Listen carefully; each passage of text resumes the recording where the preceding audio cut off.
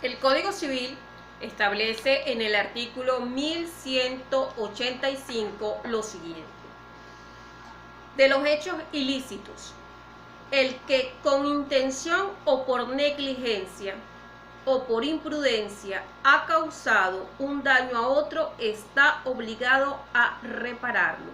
Es lo que se conoce como la responsabilidad civil subjetiva. La intención es dolosa. La negligencia es la principal causa que genera el hecho ilícito. Y este artículo 1185 es el fundamento legal del hecho ilícito en nuestro país. Continúa el artículo. Debe igualmente reparación quien haya causado un daño a otro excediendo en el ejercicio de su derecho los límites fijados por la buena fe o por el objeto en vista del cual le ha sido conferido ese derecho, un caso muy particular, y este artículo es lo que se conoce como el abuso de derecho. El artículo 1186 y siguiente establecen las responsabilidades, estableciendo la responsabilidad civil objetiva, la responsabilidad especial por hecho ajeno, lo que se conoce como el estado de necesidad, y la responsabilidad especial por cosa prevista en los artículos 1193, 1194 y 1192, todos del Código Civil. Les recomiendo que lean estos artículos desde el 1185 hasta el artículo 1196, que establece los daños materiales y morales. Y tenemos en estos artículos, que no son muy extensos, la responsabilidad por culpa o la compensación por culpa. Pues bien, este es el fundamento jurídico de la responsabilidad por hechos ilícitos. Los abogados, la firma de abogados Mendoza, Palacio, Acevedo, Borjas, Páez, Pumar, compañía anónima, una firma de abogados nacional, establece el incumplimiento contractual o el hecho ilícito como el primer elemento o requisito esencial para la responsabilidad civil. Me permito, para que proceda el pago de daños contractuales, se requiere de un incumplimiento contractual. Y para que proceda el pago de daños extracontractuales, se requiere de un hecho ilícito. Para que exista responsabilidad contractual o extracontractual, se necesita que se den tres elementos o requisitos. En primer lugar, un incumplimiento contractual o hecho ilícito. En segundo lugar, un daño que pueda ser reparado. Y en tercer lugar, una relación de causalidad entre los dos elementos anteriores. En Venezuela está generalmente aceptado que el daño material, daño emergente y lucro cesante es reparable, tanto en el ámbito de la responsabilidad contractual como en el ámbito de la responsabilidad extracontractual. En cambio, el daño moral es reparable en el ámbito de la responsabilidad extracontractual únicamente.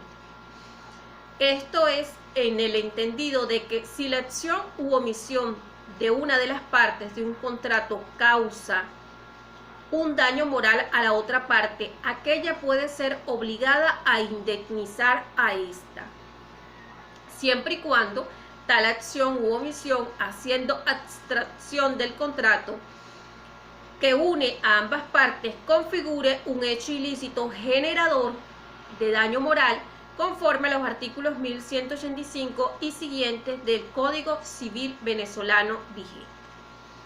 En un fallo insólito de la Sala de Casación Social del Tribunal Supremo de Justicia, dictado el 7 de febrero del año 2006, estableció nuestro máximo tribunal, consideró que en un caso concreto no hubo hecho ilícito, por lo que negó el daño material, sin embargo, condenó a pagar el daño moral.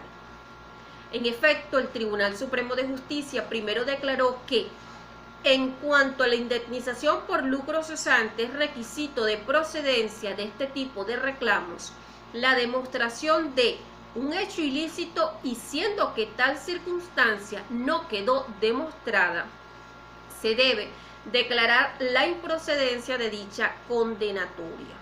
E inmediatamente después declaró que se puede reclamar la indemnización por daño moral. Indemnización que en este caso se considera procedente.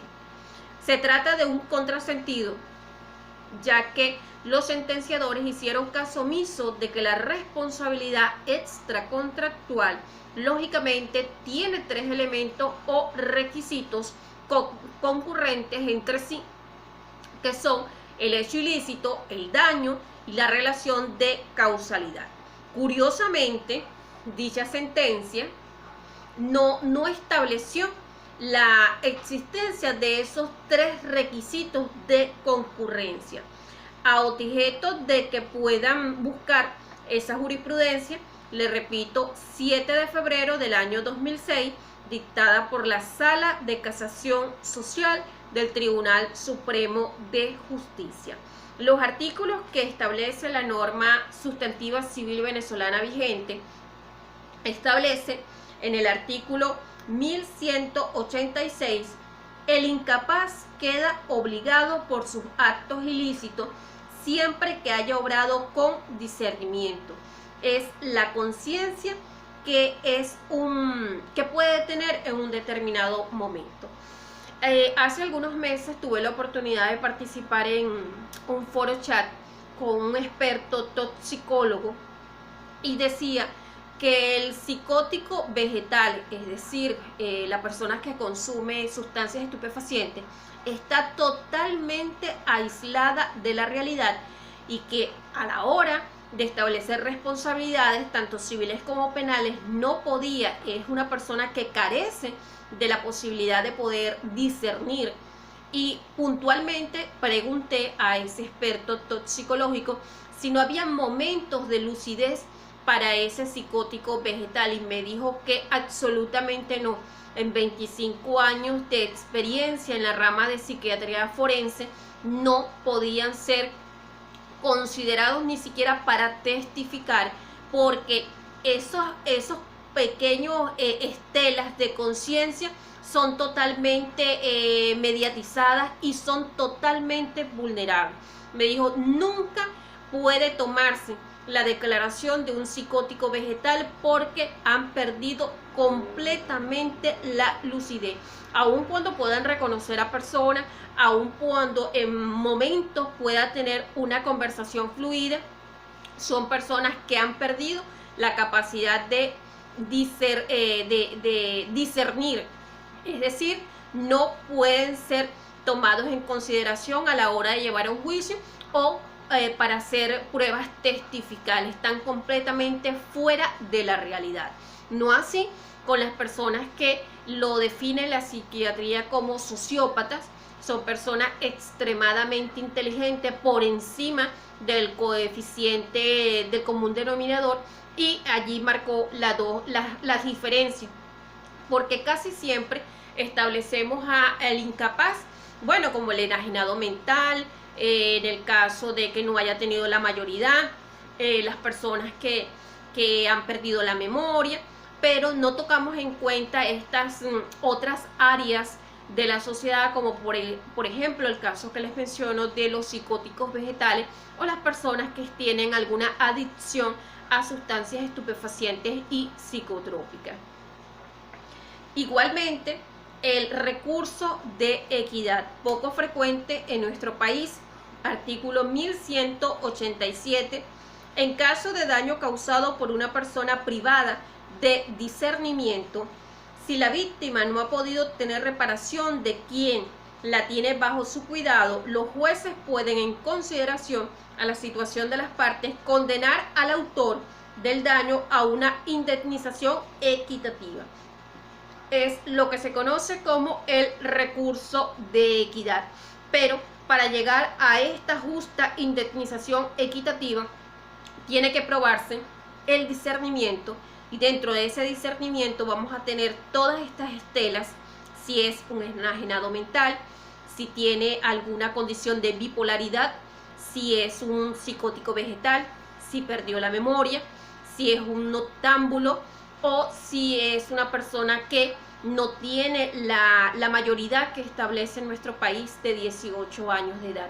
Y por allí es un sinfín de consideraciones a tomar para poder establecer este recurso de equidad por parte del juez venezolano.